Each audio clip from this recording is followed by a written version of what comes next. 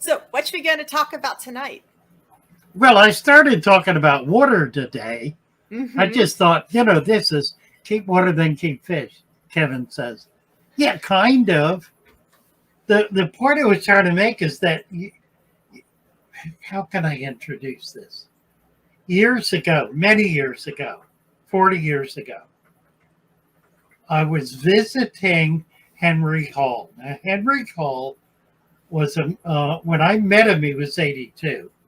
And he turned over his entire collection of fish to me because I was on the board of directors of the National Aquarium, and those fish became the first fish of the aquarium.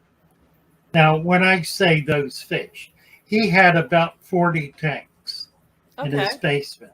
The smallest tank was about 100 gallons. Wait, smallest? Smallest. Oh. He had some 200 and 300 gallon tanks. Henry Hall, it was in Baltimore. It was in his basement. Okay.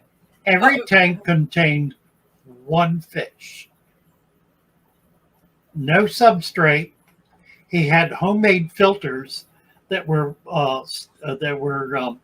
boxes that sat on the top that had foam rubber in them with an air tube that lifted water up to him.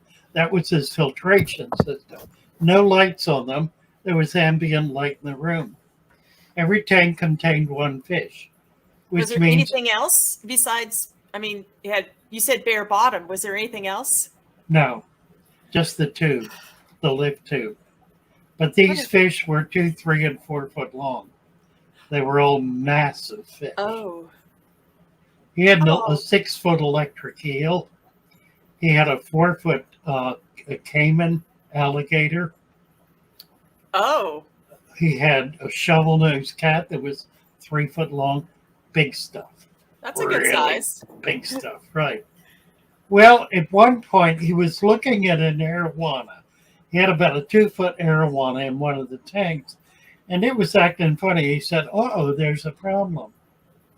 The pH has dropped. And he immediately drained it down and refilled it, and the fish bounced right back just fine. That was all in a period of maybe 5 or 10 minutes. But he looked at that and it just dropped. Well, no, I guess it had been happening for a while, but the fish suddenly reacted to it. Okay. And he brought it. He knew what was wrong, probably because of the fish's behavior. He probably had seen that before and was able to pull some water out and refill it right away and overcame the problem instantly. And that just struck me in a way that few things ever have, because he did that basically, looking at the water. He just looked at it. He looked at the water and he knew there was a pH problem. And I remember talking to him about it a little bit. And he said, yeah, usually I can tell what the pH of the water is by looking at it. Did he say why the pH drops? It was just... biological activity. Okay. Biological activity burns up carbonates.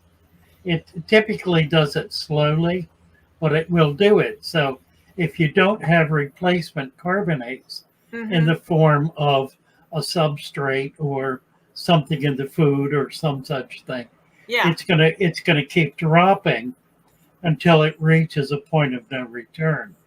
I get that. That's where I live, we have hard water, but wherever I keep a significant number of shrimp, I have to put minerals in. Even a planted tank, Father Fish, I'm sorry, but it's true.